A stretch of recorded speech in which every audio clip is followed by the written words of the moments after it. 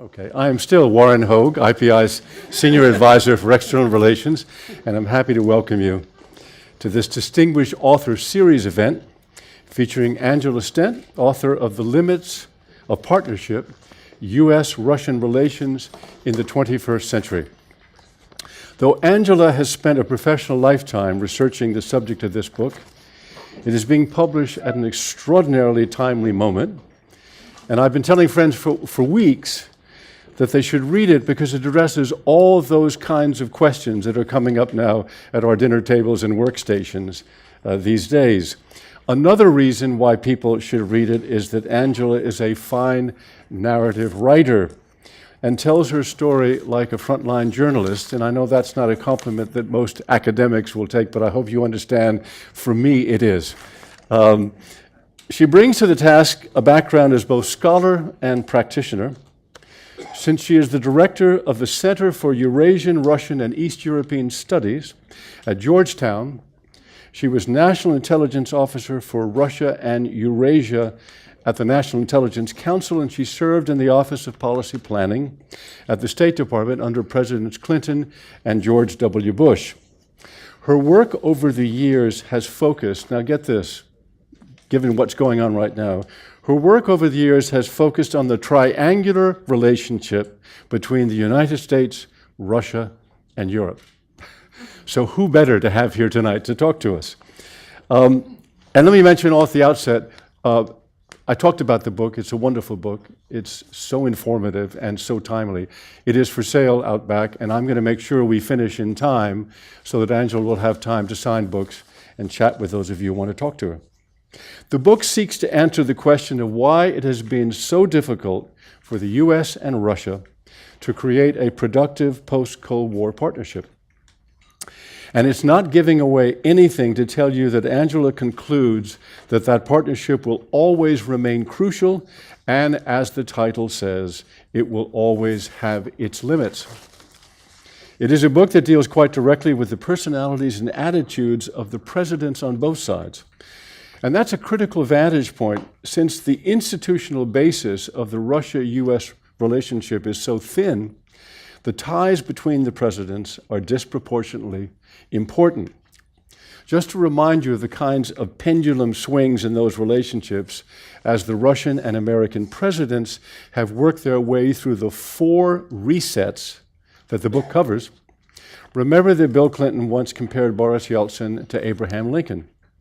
And George Bush famously claimed that he had discovered the soul of Vladimir Putin simply by looking him in the eye. Now, both presidents had to walk back those comments. And as for Obama and Putin, you have only to glance at the scowling picture of them together in 2012 on the dust jacket of the book to appreciate how distrusting of each other each one has become.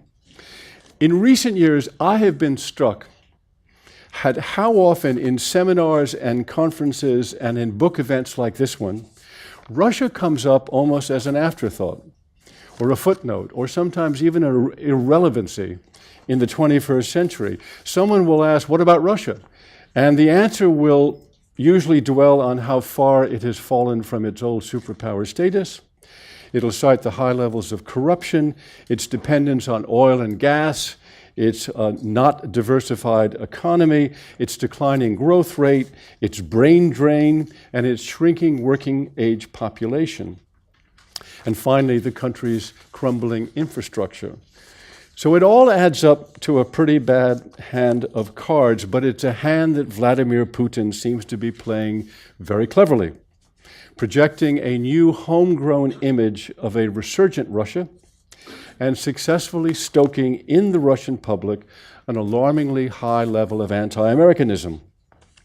While a lot of us clearly were not paying enough heed in recent years, Angela was paying close attention, and particularly to Vladimir Putin, whom she quotes throughout the book from her many encounters with him at the periodic Valdai International Discussion Club meetings that she attended. I am delighted that she is here. Please join me in welcoming to IPI the scholar and writer Angela Stent.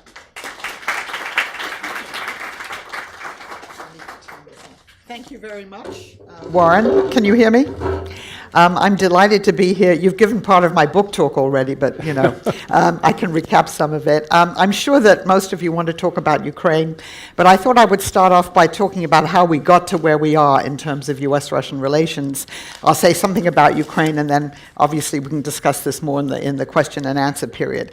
So US-Russian relations have been on a roller coaster since the Soviet Union collapsed, with cycles of political booms and busts, and we're obviously in a deep bust at the moment. And I think one way to understand this, the complexity of the relationship, is to look at three major developments over the last 9 months, and those are Snowden, Syria, and Ukraine. Let me start with Edward Snowden. Mr. Putin made a decision last August to grant political asylum to Edward Snowden over the great objections of the White House. It may have made sense from him, for him from a rational point of view. It gave him quite a lot of domestic and international popularity, and also one of the unforeseen consequences of this has been a worsening relationship between the United States and its allies, particularly Germany. So from Putin's point of view, maybe that made sense. But it was quite clear that he made that decision full well knowing that that would really be the end of Obama's reset. And in fact, President Obama canceled his bilateral summit that he was to have with Mr. Putin last September. He talked for a pause in US-Russian relations.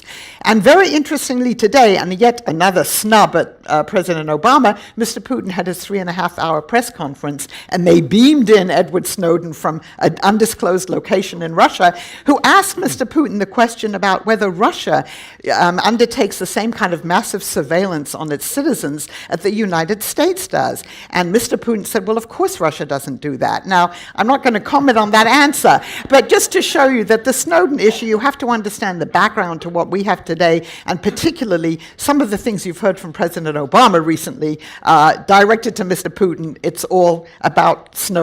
Certainly that began this very downward trajectory. Now, Syria represents another aspect of the relationship, and that is there are multilateral global issues on which we have to cooperate with Russia, and sometimes Russia can play a constructive role. And certainly last fall, seizing the initiative after the United States wasn't taking any action in Syria, nor were its allies, Russia proposed the chemical disarmament of Syria. That process is proceeding pretty well. It's had some problems, but 75% of those chemical weapons have apparently been delivered and now have to be destroyed. On the other hand, we, of course, disagree with the Russians about how to end the Syrian civil war. I think you might say that we share the long-term goal of having a government in Damascus that is more secular and not captured by fundamentalists, but obviously we have a very different view about how long Mr. Assad should stay in power. So this Syria itself is an issue on which we have disagreements, but we do and we have to work with Russia on these kind of multilateral global issues. And thirdly, Ukraine. And I think Ukraine highlights very serious challenges in our relationship for two main reasons. It reminds us that since the Soviet collapse, the United States and Russia have been unable to sit down and have a conversation and talk in a structured way about their respective interests in the post-Soviet space. It's been occasionally attempted by different American administrations, but it's never worked out. And secondly, I do fault the United States and its European allies in failing to create a Euro-Atlantic security architecture in the 1990s in which Russia had a stake. Now, we can talk about NATO enlargement. I don't think NATO enlargement per se was the problem. The problem was not being imaginative enough at a time when Russia was admittedly weak to come up with a way of organizing security in Europe where Russia felt it owned part of that system. And even when Medvedev was in power, there was a suggestion to have a new Euro-Atlantic security treaty for reasons that are understandable. The US and the Europeans said, no, we don't need another treaty, we have enough. But, you see the results today. Russia has no stake in the system that we have all believed in since the collapse of the Soviet Union. And then the second element in the Ukraine crisis is, and where Russia does have a great deal of influence, is that none of the post-Soviet states have really been able in the last 22 years or willing to create transparent effective institutions of government that are based on the rule of law as we understand it. And so you have in every country, in different variations, political systems that are untransparent, that are largely run by small groups of people, biological or political clans, where those in power own many of the assets of the country, the symbiotic kind of fusion between political and economic elites. You see this in Ukraine, you see it in Russia, and really all of the post-Soviet states. And that makes it easier for Russia to exercise influence over all of these countries, and means that many of them, although nominally and legally independent, are maybe less than fully independent from Russia because of all of these structures. So again, this is one of the complex aspects of the Ukrainian problem. So we have come a long way today from the heady days of 2010 when President Medvedev came to the United States. Here were two younger post-Cold War presidents. They had a cheeseburger summit at a gourmet hamburger place in Arlington, Virginia. Mr. Medvedev opened his Twitter account. He spoke at Brookings then and talked about how he and Barack, as he called him, were tweeting and everything. That was a time of much greater optimism. And of course, as you said, my book looks at why it has been so difficult in the past 22 years to create a productive US-Russian relationship. And it also illustrates why we and the Russians have very different conceptions of what we think a productive and a good relationship would look like. Fundamentally different views of that. But each US administration since 1991 has tried to find a better way to engage with Russia, and each time it's ended badly. Except actually during the George H.W. Bush administration, because that was a very brief period of time. So this first reset, really in the year 1992, was successful because it was quite limited, and it was focused on ensuring that Russia became the only nuclear succession state in that post-Soviet space. And that, plus all of the pioneering legislation of Senators Nunn and Lugar, the work that was done with Soviet nuclear scientists, nuclear materials, and that's, of course, when we began the process of persuading Ukraine to give up its nuclear arsenal. I will come back to that. But that's really one of the great legacies of the George H.W. Bush administration. But again, it was a short period of overlap with the new Russia. Now, President Clinton's reset was far more ambitious, far more wide-ranging. He was, as Strobe Talbot called his book himself, The Russia Hand, President Clinton. He was very interested in Russia. You pointed out that the relationship between the two presidents of our countries is disproportionately important because we don't have that many stakeholders in a relationship that's still very much dependent on the fact that we're both nuclear superpowers. Russia isn't a great economic partner for the United States. Just one statistic, $40 billion bilateral trade, China $500 billion. So you don't have large groups of people kind of lobbying for a better relationship with Russia. You also have a Congress that has never been very much in favor of that, but that's another story. Anyway, so President Clinton very much focused on supporting shock therapy, that economic program in Russia in the 1990s, on giving democracy assistance, but also on getting Russia to support NATO actions in Bosnia and Kosovo. And of course, that reset ended with the bombing of Serbia. And if you look at some of the things that President Putin said in his speech on March 18th, announcing the annexation of Crimea, the words he talked about, and he talked about Kosovo, but many of the resentments that he now expresses were there, of course, with President Yeltsin and the U.S. campaign against, an ally of Russia's, Serbia. So that reset didn't end so well. The third reset, I argue, was initiated by Vladimir Putin himself. We sometimes forget that when Putin first came to power, he expressed interest in integration with the West, in becoming part of the West, although he always said from the beginning Russia's a different civilization, but he wanted better relations with the West. And he seized the opportunity after the 9/11 attacks, offering Russian assistance in the initial campaign in Afghanistan, and Russia was quite helpful, indeed quite instrumental in helping the US identify and deal with some of its targets in Afghanistan then. The problem, I think, for Putin was that his expectations from offering this support to the US were that Russia would gain what one of my Russian colleagues has called an equal partnership of unequals. In other words, the United States would treat Russia as an equal, would show it the respect that it believed it deserved. By the way, there's an interesting piece in today's Financial Times by Peter Anderson, I think is his name, saying we should have been more respectful, in those times. But that's certainly what Putin expected. But more specifically, he expected that the United States would recognize that Russia did have a sphere of privileged interests in the post-Soviet space, that we would have recognized that Ukraine was inextricably linked to Russia and not trying to separate it from Russia. And so instead, what Putin saw was, regime change, first of all, in Iraq, and then with the freedom agenda, the principle of regime change in Russia's neighbors. You had the Orange Revolution in Kiev 10 years ago, which very much scared, I would say, the Kremlin. The specter of people going out in the streets and overthrowing a government, if it can happen there, it could happen in Moscow.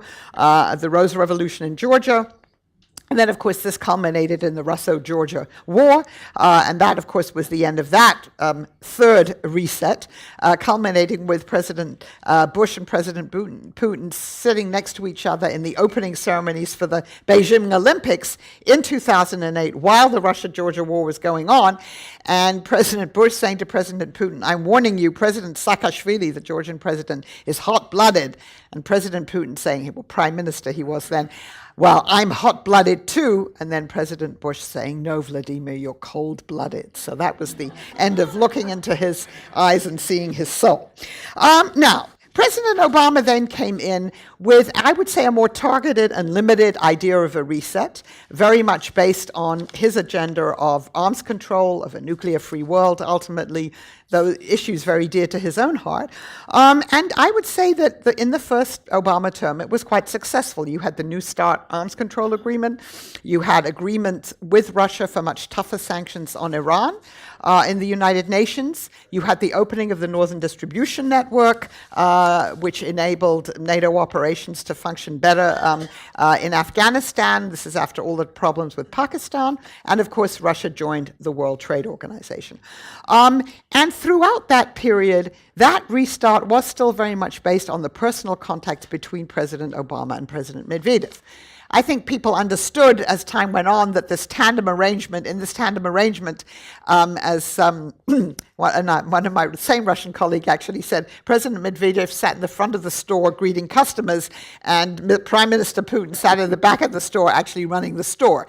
And so he was the decision maker, but still, there were long conversations and negotiations between the two presidents. The problem was that in 2011, Mr. Putin then got up and announced that the castling move, that he was going to change places with Mr. Medvedev. He was going to go back to the Kremlin. Mr. Medvedev was going to go become prime minister. And then people took to the streets demonstrating against Putin. Putin then blamed Hillary Clinton for paying the demonstrators to go into the streets. She also responded with some very strong language. And so the relationship really began then to deteriorate as Putin was coming back to the Kremlin. And certainly the Obama administration, people felt that after that, there really wasn't very much of an interest in establishing a new agenda with President Putin. They did meet in the G20 summit in Los Cabos, but it was a rather frosty meeting, and things deteriorated until, of course, the Edward Snowden case. Each side has its own narrative, obviously, about what went wrong. Not unsurprisingly. And I think one thing we have to remember is we're living not only with a Cold War legacy, but really with the legacy of the 1990s, which we see very differently.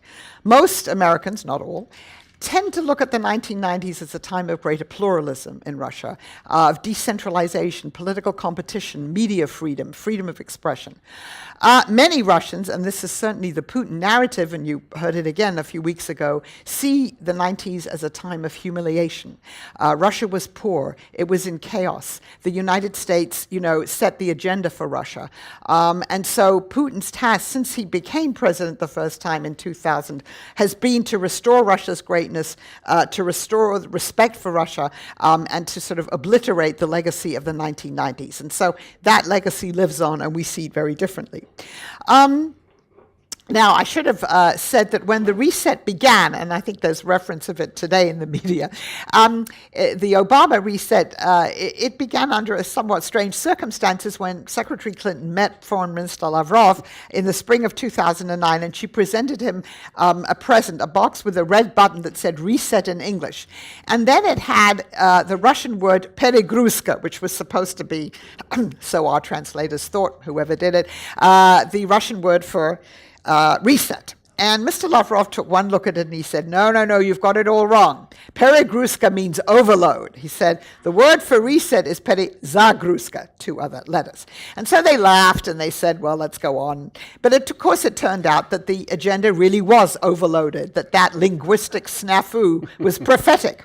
And in the book, I talk about 6 sets of issues that the US and Russia have grappled with since the Soviet collapse. And those issues are there irrespective of who's in the White House. And in fact, there's much more continuity in US-Russian relations than you might think between Democratic and Republican administrations, because the inbox doesn't change. And the 6 issues are, and again, they're very major issues, dealing with the nuclear legacy of the Cold War. We remain the world's 2 nuclear superpowers, and that's a tremendous responsibility. And that involves questions of arms control, missile defense, those issues. Secondly, and related to that, global nuclear non-proliferation. We and Russia both bear responsibility for trying to ensure that Iran and North Korea and other aspirant countries do not acquire nuclear weapons. So that's been a major issue, and it remains so on our bilateral agenda. Thirdly, is the question of the post-Soviet space, of Russia's and America's interest in the post-Soviet space and how to regulate that. And again, we've certainly failed in doing that. Fourthly, it's been the broader question of Euro-Atlantic security architecture, NATO and European Union enlargement, Russia's relationship to those 2 bodies, the OSCE, all of these other institutions that operate there. Fifthly, it's been very controversial, has been Russia's domestic political system. And the US as a country, we believe that we have a right and a duty to try and promote democracy. We've certainly tried to varying degrees in Russia and the other post-Soviet states through NGOs, through government programs. These, of course, are have been heavily criticized by Putin. He's basically thrown out most of the American and some international organizations who've been active there. But this remains a very controversial aspect, at least from the Russian point of view, of our relationship with Russia.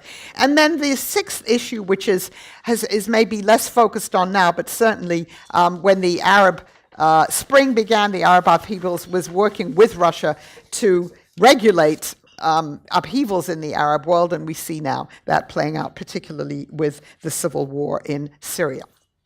Now, Russia, during this time, and particularly recently, has begun to define itself as a separate civilization, a separate model. It explicitly does not seek integration with the West anymore. This has been particularly true in the last year. It claims not only that it's now a leader in global conservative values, and you saw a lot of that on display before the Sochi Olympics, but it used to say that it represented a model where you don't interfere in the domestic affairs of other countries and you absolutely accept the sovereignty of other countries. I haven't heard that recently, but that was certainly part of it. And the other interesting thing coming from President Putin has been that the Russian Orthodox Church is the true harbinger of Christian values, and that Western Christianity has become, quote unquote, satanic. It's become immoral, and by believing in things like multiculturalism and tolerance, that was something I was even reading today, and of course LGBT rights, all of these things represent decadence, and Russia represents a much more moral system. And so that's something different from even 2 or 3 years ago. It may have been building up, but it's much more explicit now. Let me skip on now, because otherwise we won't have enough time to discuss. Let me just say a few words about Ukraine. At the Bucharest summit in 2008, President Putin said to President Bush, you know, George, Ukraine isn't even a country. It never was one. The western part of Ukraine was part of Eastern Europe, and most of Ukraine was part of Russia. So Putin and many other Russians do not believe, have never really believed that Ukraine is a separate country. And you can go back to the origins of the Russian state in Kiev and Rus, and this has all been on display in what you've been hearing so far. Now, beyond that, what began to happen in November in Kiev after the then President Yanukovych declined to sign a free trade agreement and an association agreement with the European Union, is you had the beginnings of these upheavals, crowds in the street. And again, there was the concern in Moscow that if this could happen in Kiev, it could also happen in Moscow. There is a domestic element to this too. Now, at the moment, President Putin's popularity is above 80%, I might add. It's risen about 15 points since the annexation of Crimea, but still there's always that concern. And then I think there's also, this has been a wildly popular move, the annexation of Crimea domestically in Russia. And it's brought out a lot of these nationalist feelings. And the Russian economy is not doing very well. There's actually a piece in today's New York Times discussing that. Its growth rates were predicted to be 1.3% per year. I think could be minus even, or certainly lower than that, partly because of the impact of some of the sanctions and wariness about potential investors in Russia, and partly because of Russia's own, failure to modernize the economy. And I think there's also the belief that maybe if living standards do fall, and you could get more popular unrest, you could maybe allay this by appealing to people's patriotic fervor. And of course, you can always blame the West for that anyway, as Russia has. So there's a domestic aspect. But of course, there is a foreign policy aspect too, and that is that Putin's project for his third term has been the creation of something called the Eurasian Union, which is to be an economic and sort of political union of the post-Soviet states. And without Ukraine, this will only be partial. Now, having annexed Crimea, it's not clear that the rest of Ukraine would join this. I mean, this remains to be seen. But anyway, that really was part of his project. You see at the moment the beginnings of a civil war in Ukraine. I think it's very good today that the foreign ministers of the United States and Russia and Ukraine and Catherine Ashton met together. They have now agreed in principle to de-escalate the situation, that the people who are occupying these unknown, marked people who are occupying buildings in eastern Ukraine and declaring, separatist republics, that they have to disarm, that they'll get an amnesty. Everyone has to, draw back, and then the OSCE has monitors there. I guess it's going to have more, and try and defuse the situation. Let's hope that it works. If you listen carefully to what Secretary Kerry said, and actually President Obama, I think there's some skepticism that it will, but obviously one has to try it. So hopefully this will not move into a full-scale civil war, but you've seen the beginnings of it there anyway. Now, it also has the feel of the Cold War. It's not the Cold War, for reasons I will discuss in a minute, but the rhetoric, the fact that by now the State Department has put out 2 statements directly refuting everything that Russia's saying. NATO has put out a long statement refuting Russian claims. Russia puts out statements, some of the propaganda that you hear in Moscow, some of the slogans, some of the things that are happening, it really has the feel of the Cold War. So that it's very easy to slip back into that rhetoric. In fact, I quote Senator Nunn at the beginning of my book saying the problem with the US and Russia is, when in doubt, they always fall back on automatic Cold War pilot. And so some of that rhetoric is certainly there. But I think it's also true that we are living in a new reality since the annexation of Crimea. And that is to say, however much one can question some of the ethnic makeup and borders of the post-Soviet space, because many of these borders date from Stalin's time, everyone accepted when the Soviet Union collapsed that we would accept these borders and go on, move forward. Now you've heard President Putin question the 1991 agreement by which President Yeltsin and then the Ukrainian Belarus presidents dissolved the Soviet Union. I mean, admittedly, in a somewhat not exactly international legal way, but that's what happened. Gorbachev, the Russian Duma, some of the members have said he should be indicted for allowing this to happen. So they're questioning that. And then, of course, by annexing Crimea, Mr. Putin has basically torn up the 1994 Budapest memorandum, by which the US, Russia, Great Britain, and Ukraine agreed to recognize Ukraine's sovereignty, its territorial integrity, in return for Ukraine giving up its nuclear weapons. And I have to say, I gave a talk yesterday, and there was a former Ukrainian official who now lives in the United States, mind you, who asked me, well, should we think about, rearming ourselves with nuclear weapons now? And I said, no, please. But it does call into question the non-proliferation regime, because this was an agreement, based, signed, maybe it doesn't have the force of a full international law treaty, but still. So that's kind of been torn up. And we're now in a situation where it's very unpredictable. No one understands, what will happen next, what's motivating President Putin, and what the new rules of the game are, because the old rules of the game clearly don't apply. Some people even said, well, even under Brezhnev, you had some sense of what the rules of the game are. Now no one knows. So it's quite disturbing. But I think one way in which this clearly isn't the Cold War is the fact that Russia is integrated into the global economy. Now, I think we all assumed after the collapse of the Soviet Union and in encouraging Russia to become part of the global economy that would somehow act as a restraint maybe on certain foreign policy actions. Clearly, that wasn't true. And so Russia has been adversely affected economically by the reaction to the annexation of Crimea. But of course, this works both ways.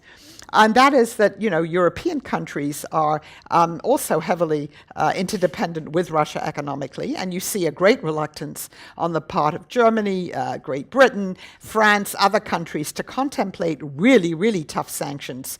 Should there be another move, and then that's also not clear, what's the red line there? What triggers these other sanctions? Because, Germany has 300,000 people dependent on jobs dependent on trade with Russia. France is delivering these Mistral amphibious ships to Russia, and that employs a lot of French people. The London real estate market is, booming because of Russians, et cetera, et cetera. So it is interdependence, and we no longer have mutually assured nuclear destruction, hopefully, but we have some kind of mutually assured economic containment, so that both sides, don't want to break off these economic relations. It works both ways.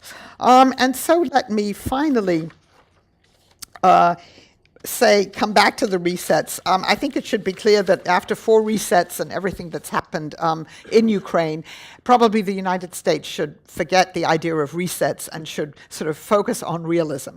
We will be working with Russia. We will continue to work with Russia on multilateral issues such as Syria, Iran, the Arctic, a very important area, and other areas.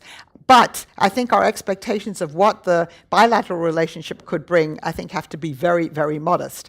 And I think it's also time to question how one should interact with Russia. Should one interact with Russia more like the way that the US interacts with China? That is a very important country in which we have, in China's case, great economic interests. This is not a country that claims that it's on the road to democracy. It represents a different political system, and it's not a member of the G8. It's not a member of the OSCE. It's not a member of the Council of Europe. The question is, does Russia belong in any of those particular organizations, given what it's done recently? And I think that at least bears thinking about as we go forward. And just that, hopefully, things will calm down a little bit in Ukraine. And I think it's also quite possible that the next U.S. president, whoever he or she is, will try and improve the relationship with Russia again, although given the legacy of some of the things that have been said recently, that's going to be difficult. So I think I'll stop here. I know you have lots of questions. Let me keep it going. Thank you.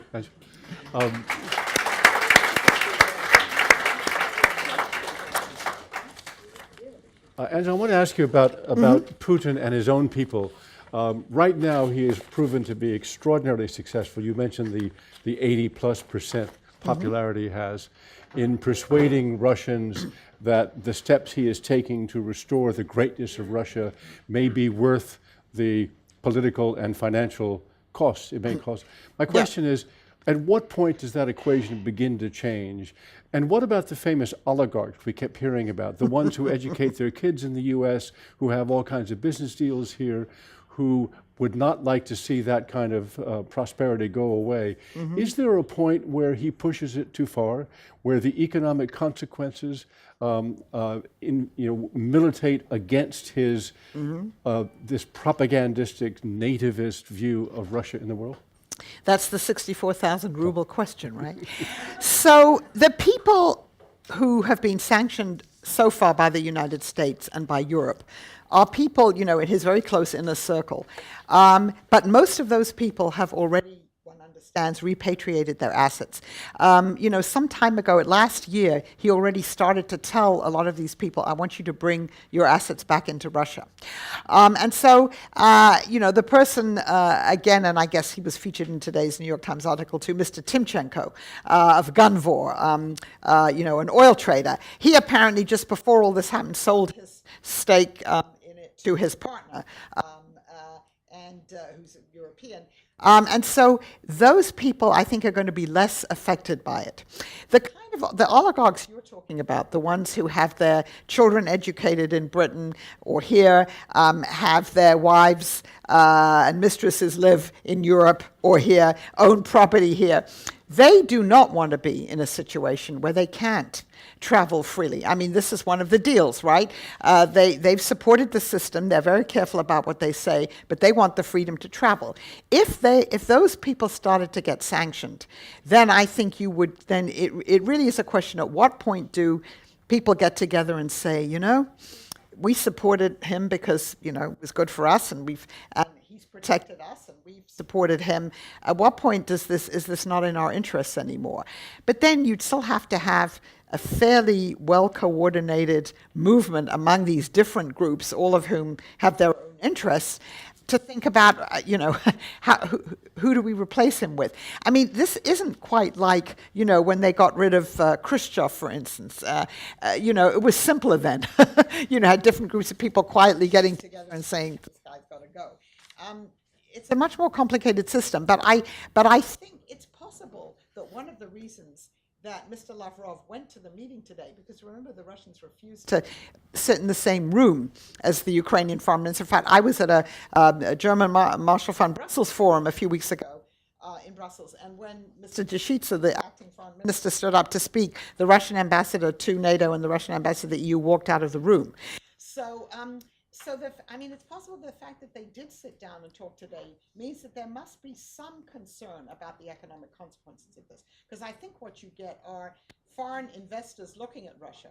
I mean, I've talked to people saying, as we go forward making decisions, maybe it's really a little bit risky to invest there because we don't know what's going to happen. And that, one of Putin's platforms in the last few years has been he wants more foreign investment. So it could have had some impact. So that suggests leverage for the West. I mean, that may be a way they can have I wouldn't effect. exaggerate it, but I'm beginning to think maybe there is some.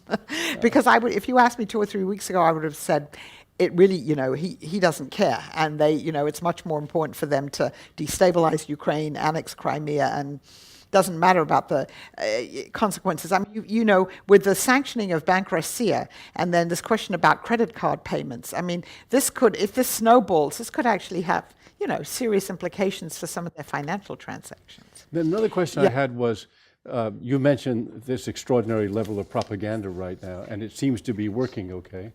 But I don't know, I've not been to Moscow for years and years. I know the Soviet Union better than I know Russia. And obviously now there is information available in Russia, particularly in Moscow. There must be many, many people who realize that what Putin is saying is a gross exaggeration and that it's predicated on trying to create uprisings and give Russia a chance to cross that border. Those people must understand that the state-controlled press right now, which I understand is more controlled now. I mean, he has a new head of Novosti and things like that. Where are those people now? Are they? Will they at some point rise up and say, "We know you are feeding us sort of old-fashioned kind of propaganda, and you're misleading us," or will they just go quiet and Let Putin push ahead. Well, one of the disconcerting things about what's happened is that some of the people whom one would have identified as the kind of liberal intelligentsia, people who travel, people who understand the West, the annexation of Crimea has somehow appeal to some emotional part of them. And there are a lot of people who sort of support it that you wouldn't expect. Now, of course, there are people who don't support it. There are people, opponents of it. There are people who write, certainly, on Facebook, on the social media, who disagree with it. There have been protests in Red Square and other places about it. But you also hear now people saying, those kind of people saying, maybe it's really time for me to get out. Because, they're now clamping down on what, they fired a very prominent historian from the Moscow State Institute of International Relations because he likened what had happened in Crimea to what happened, to the Anschluss, basically. So the Anschluss. So there are those people there, but their voices have been quite muted. And maybe 50 or 60% of Russians are on the internet, but most of those are still in the big cities. So you've got rural areas there. All you know there is if you watch state-controlled television. And I mean, in 2008, I taught at the Moscow State Institute of International Relations. I had a Fulbright fellowship, and I was put in an apartment owned by the Foreign Ministry. And I had no cable TV, so all I could do was to watch official Russian state TV. And this was just after the Russia-Georgia war. So again, the level of rhetoric was very, very high.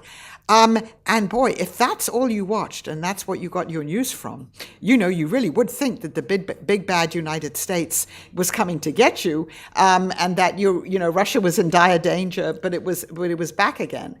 So I'm not sure, how much, and this business where they keep characterizing the government in Kiev as being fascists, terrorists, and anti-Semites.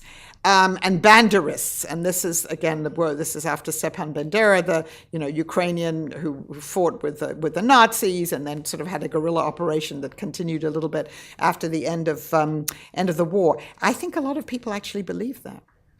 One last question about the economy. It is said that the economy, well, first of all, that New York Times article today painted an economy that is simply going nowhere. Structurally, is just not prepared to become an economy for a country the size of Russia.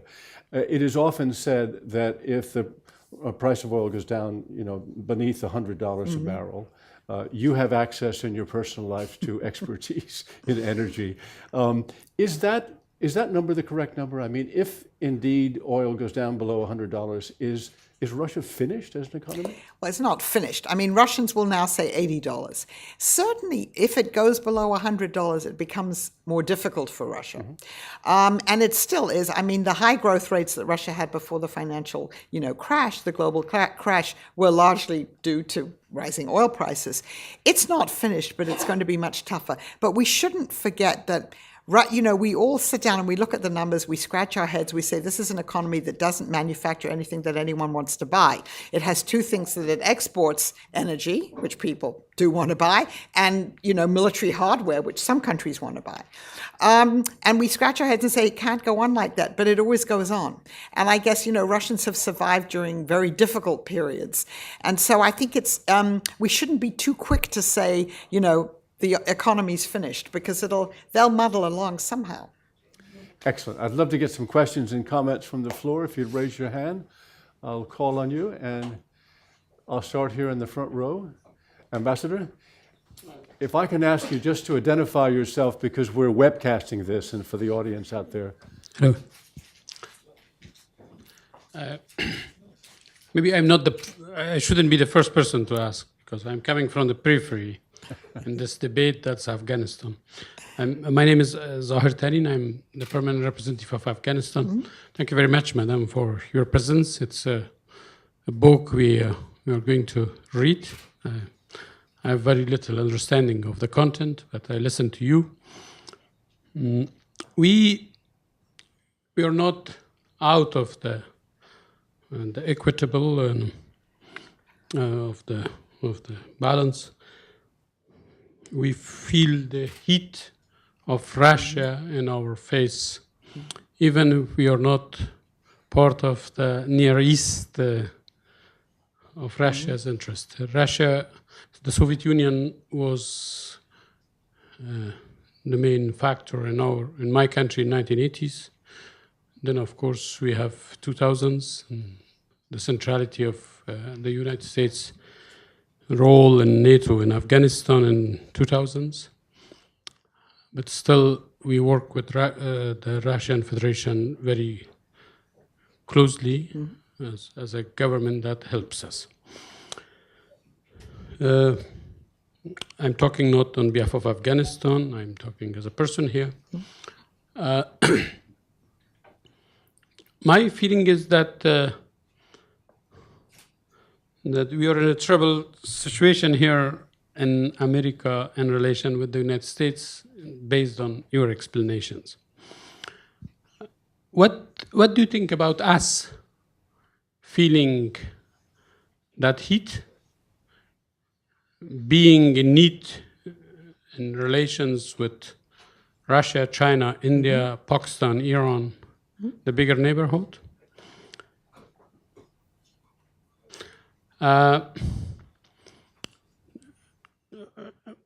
Am I right to think that you are rethinking relations with Putin or with Russia? Do you want to ignore Russia? Do you want to ignore Putin? What is wrong here? When it comes to my region, it's about an understanding that how to bridge a wider global interest with a regional context. And it's one of the places in the world, maybe one of the most important places in the world, where the geostrategy, geoeconomy, and geopolitics of this century is in display. Personally, when I listen to all these debates in Russia, American-Russian relation is seen in the context of Ukraine-Syria slowdown, as you said, I'm not happy about that because there is this Russian-American relations and also relations with the bigger power in my region is bigger than these things. I'm not convinced by your argument, madam, that we have to react instantly to the actions that are shaping the day's agenda. There are many strategic issues that we have to think about it. That's one. I mean, Okay, the I just want to second get to another question, so Yeah. please. I know you're a New York Times That's all. guy, and you know how to cut people. So stuck with that, absolutely. Secondly, I think if Russia is a big threat to the peace and security of the world in Putin, what should be done? And what should be done from our side?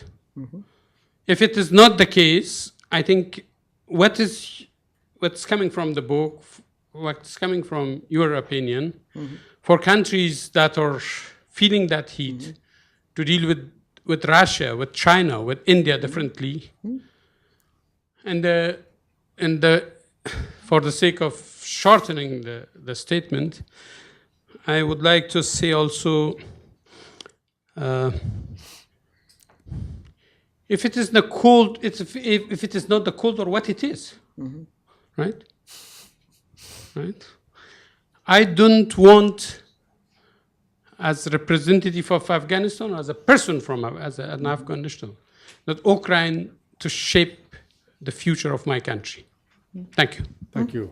You want to respond to that? Yeah, I mean, thank you very much for that statement. I should have, by the way, said that one of the other areas where the U.S. and Russia have been working, obviously, is,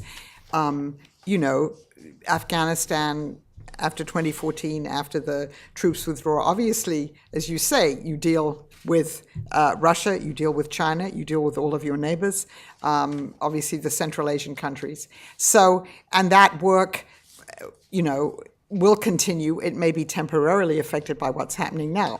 I certainly don't think that one should try and isolate Russia. I think that's very dangerous. I think you have to work with Russia, but you have to, wait. And now maybe this process is beginning. I agree with you that I'm sure from Afghanistan's perspective, what's happening in Ukraine is just one element in many other geostrategic developments. And, you've had an election, obviously you're moving towards the next phase of, as these troops withdraw.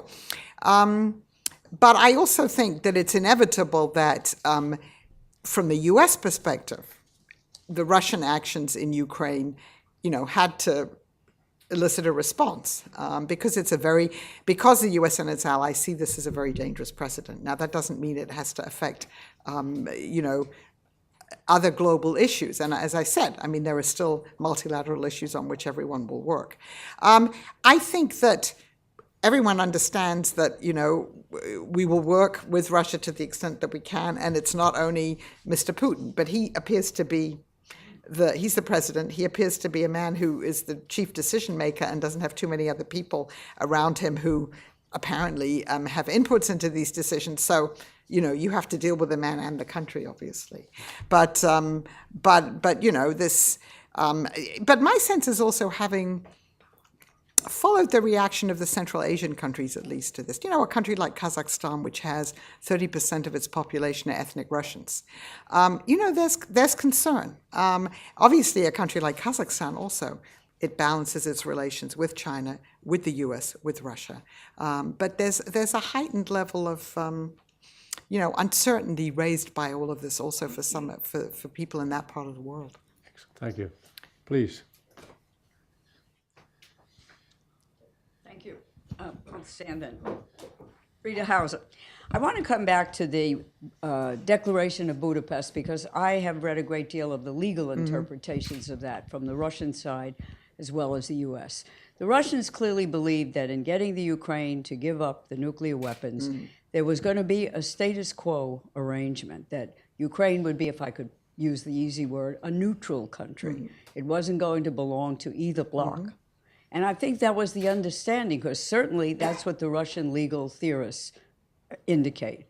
Now, comes these developments where there's NATO creeping up on the borders, the Ukraine is deciding maybe it should join Europe, the next thing would be to join NATO.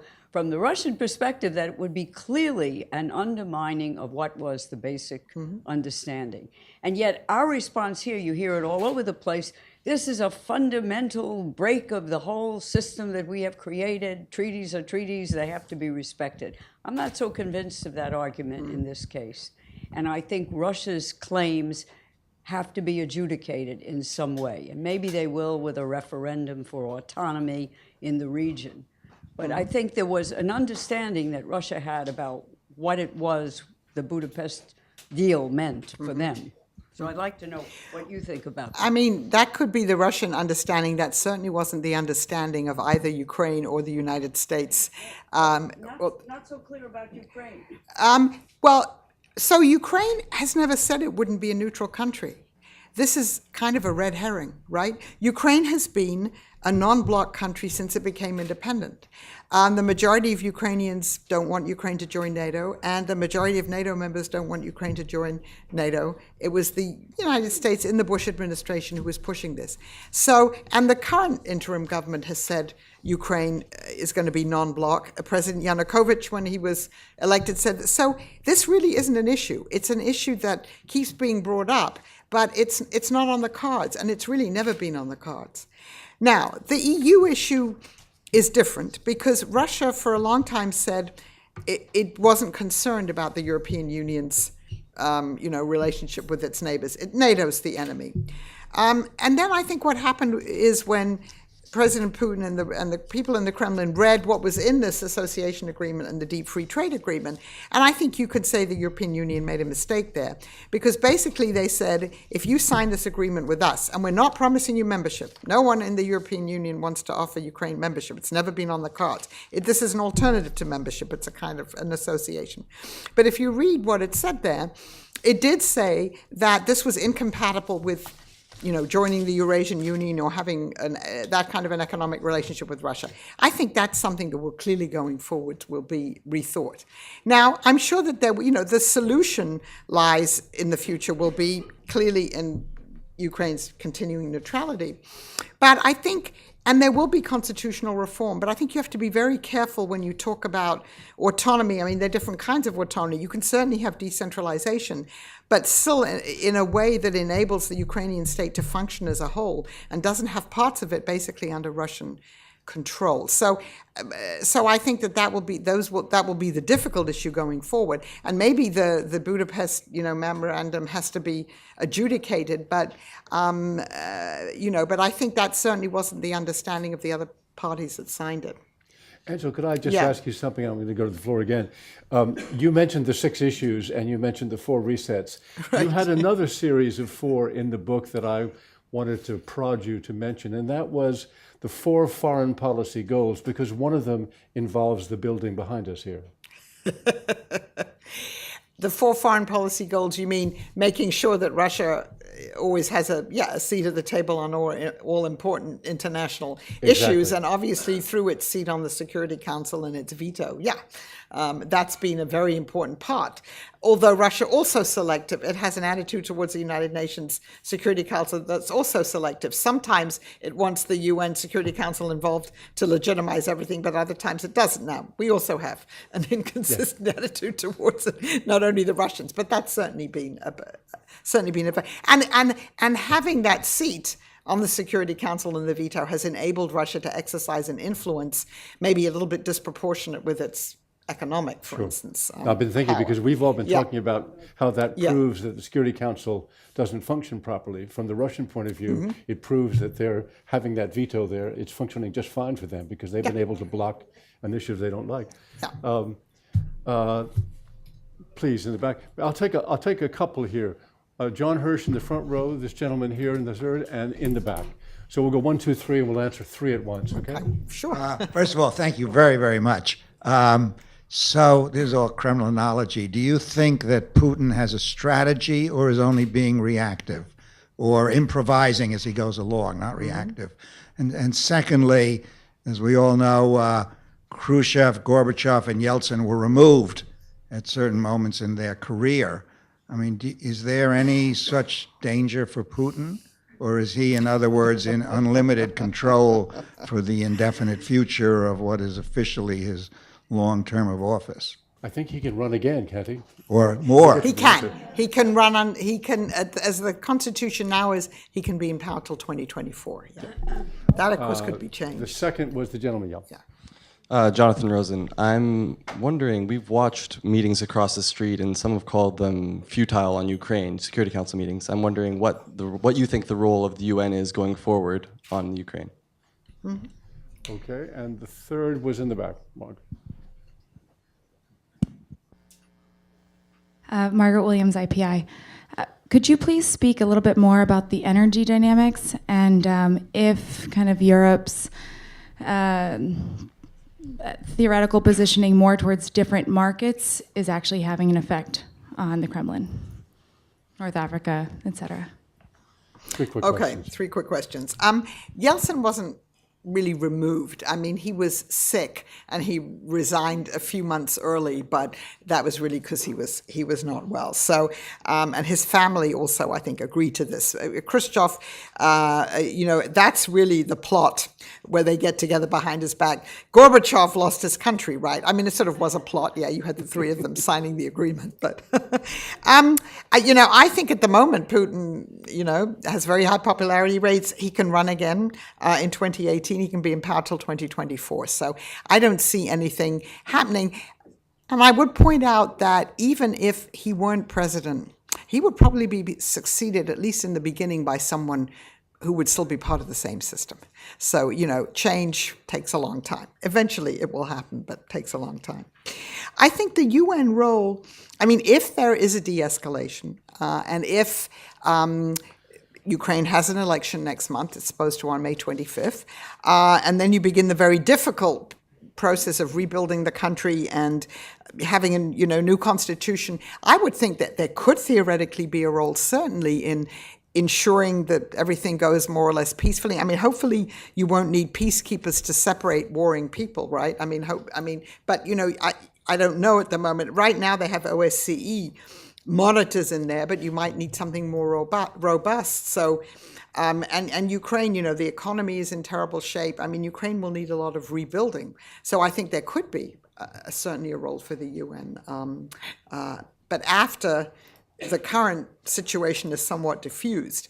On the energy dynamics, 50% of Russian gas exports to Europe go through Ukraine. A few years ago it was 80%, but Russia has already, through the Nord Stream pipeline, with the Germans, managed to lessen that. Europeans are, sitting up, and the debate is on again about, their dependence on Russian energy. Although, usually Russia is a very reliable supply to Europe. It hasn't always been to Ukraine. It has turned the gas tap off. It's now, of course, greatly raised the prices for Ukrainian gas because Ukraine was getting a discount. I think in the longer run, the Europeans are looking at diversifying their sources of energy more, those that are more dependent on Russia. But of course, the Eastern European countries who are the most suspicious of Russia actually are more dependent on Russia than, Germany gets about maybe 30% of its energy from Russia. But I think that, with U.S. LNG and eventually, if those exports, this takes a few years, if those exports work and you have built the facilities, there will be alternative sources for the Europeans. The Russians will then, increasingly turn east. Now, it's interesting. Russia and China have been talking about a gas pipeline for 6 or 7 years. And it's never worked out because the Chinese are very hard bargainers and they don't want to pay the price for gas that the Russians are demanding. It's possible now, with everything going on, that the Russians may make some compromises. I think these talks are going to happen maybe next week. We'll see what happens there. But I think the energy picture and Russia's role kind of as an energy superpower and using, the energy weapon or everything, that I think it may diminish now as a result of this, at least vis-a-vis Europe. But then Russia, it'll have other customers for its energy, but it has to build those facilities. Okay, gentleman in the back, and the woman here, and do I see a third? Third. We'll go 1, 2, 3. I heard you mention several times make a reference to Russia as a superpower based on its nuclear capacity. I'm having trouble here. No, several times Yeah. you mentioned Yeah. you make reference of Russia as a superpower. First, as for its nuclear capacity, and secondly for its energy reserve. Is Russia really a superpower in this day and age? Second question is, do you think that it's for national pride that this Putin acted on Crimea, or is there a national economic interest? Because I've heard several sides of the argument where people say, well, Russia may have put a burden on their shoulders in Crimea, and others may be saying that, well, Crimea is a very strategic place for Russia. Thank you very much. And then the second was here on this. Chris Wing from New York University. Thanks very much. I'd like to hear you talk a little more about China, actually, because the story, as we all talk about it, is a Russia, Ukraine, Europe, U.S. story. And because China is itself such a big power, I'm curious about what Chinese interests are in how this is resolved, how you understand Chinese interests. And then what is happening with Russian-Chinese relations? Thanks. Okay, so... We got one sure. more question. Yeah. Hi, Hannah Cho Yu from the Philippine delegation. I was just wondering, so there's growing fears within the international community that the annexation won't stop at Crimea. You know, they've done it in Georgia, now they're doing it in Ukraine, and I think lots of Eastern European countries and former Soviet countries are really wondering, you know, are we the next target? Do you think it's within Russia's interest to actually militarily intervene in other countries that were post-Soviet countries? And how will this further divide their relationship with the United States? Thank you. Oh, great questions. I mean, yeah, I use the word superpower because in terms of nuclear weapons, certainly in energy, Russia's a superpower. But in other ways, it clearly isn't a superpower anymore. Its economy, right? It's a raw materials exporting economy. In an era when we have, you know, many countries in Asia and other parts of the world, you know, having very dynamic, modern, high-tech economies that manufacture things that people want to buy. So I think one shouldn't exaggerate it. But you asked the question about, is this national pride? And I actually didn't answer John's question fully about does Putin have a strategy?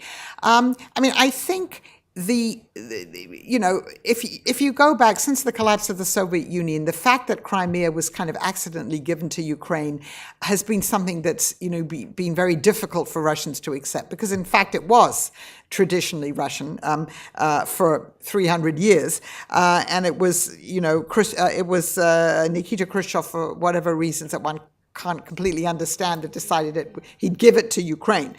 And so I think getting Crimea back, and that's why I said in answer to your question, it has a resonance among a lot of Russians that this is a Russian part of the world. Chekhov wrote all of his stories, or many of his stories about what was happening in Crimea.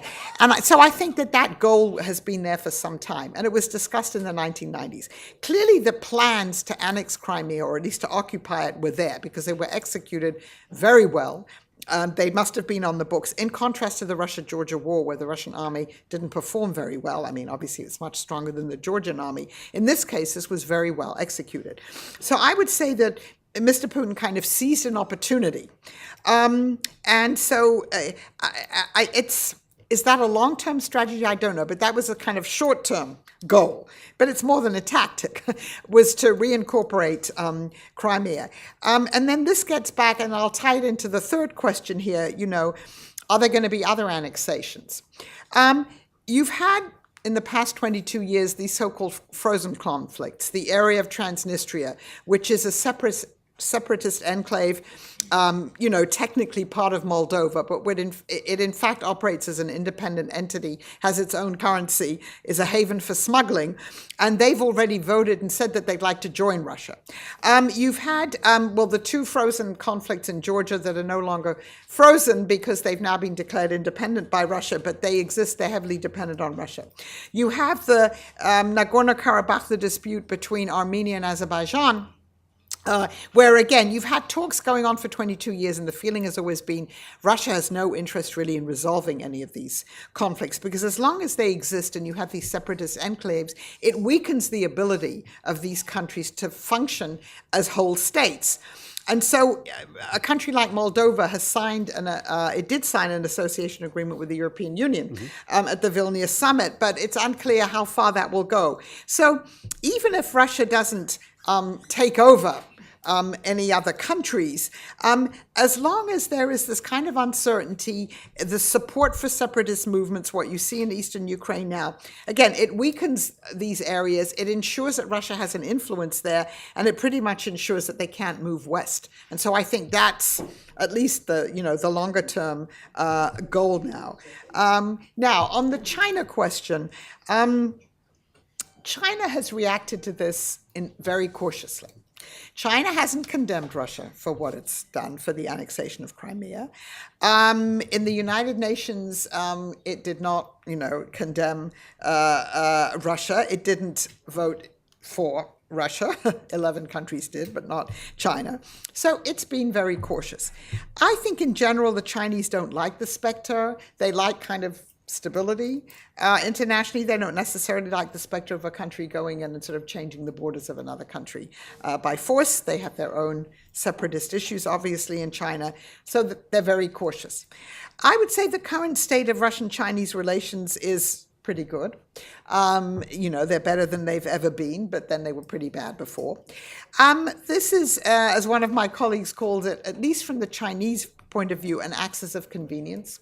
Russia, as the Chinese said to me when I did some interviews there quite recently about the relationship with Russia, and they said, look, Russia supports us on all major foreign policy issues. Taiwan, Tibet, a multipolar world, against U.S. hegemony.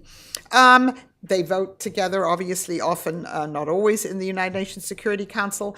Russia is a raw material supplier to China, energy and other raw materials. But if you talk to the Chinese about how the Russians organize their own economy and their own political system, they are much more cautious about what they say, and they look at Russia as a country that has failed to modernize, unlike China. So I think they're very clear-eyed about this relationship. The Russians, I think, hope that the relationship with China can, help them, rebalance, if you like, against the United States. And it's a profitable economic relationship. They share similar views, again, about the U.S., about a multipolar world. But in the longer run, it doesn't look too good. The Russian Far East is increasingly becoming depopulated. Russia's demographic situation is bad anyway, but it's particularly bad in the Russian Far East. You have lots of Chinese migrants that work in the Russian Far East that really run the local economy there. China and Russia did sign, finally, a border agreement in 2002. But, if you go back to the Mao times, certainly there was always this talk about unequal treaties and about all that territory actually belonging to China. I don't think anything's going to happen there, but you just look at the demographics. You look at this, on one side of that border, a bustling, growing China, high rates of growth, huge population, and you see a Russia that isn't doing so well economically. So in the long run, who knows? But at the moment, it certainly is a very important relationship for both sides. I'm going to wrap it up with a final question. Angela, years ago, decades and decades ago, I used to read about how Fidel Castro would give these 4- and 5-hour stem winder speeches. Then the New York Times sent me to Latin America. I learned to speak Spanish. I heard him, and it was really compelling. I spent 3 hours listening to Fidel Castro. I was in Nicaragua at the time, give a speech, and it was amazing.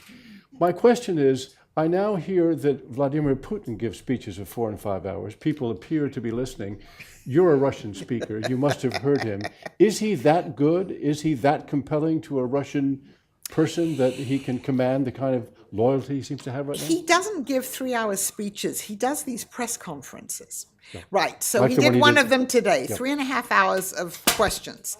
And that he does quite well. I've heard him give speeches. I don't think I've ever heard him give a speech that's more than maybe 30 or 45 minutes. So it's not Fidel Castro. Yeah. But he does these marathon press conferences. He does not give marathon speeches. Excellent. Thank you, Angela, so much. I'm going to keep her here. She's going to stay here to sign books, so please just come on up here if you bought a book. And thank you all very much.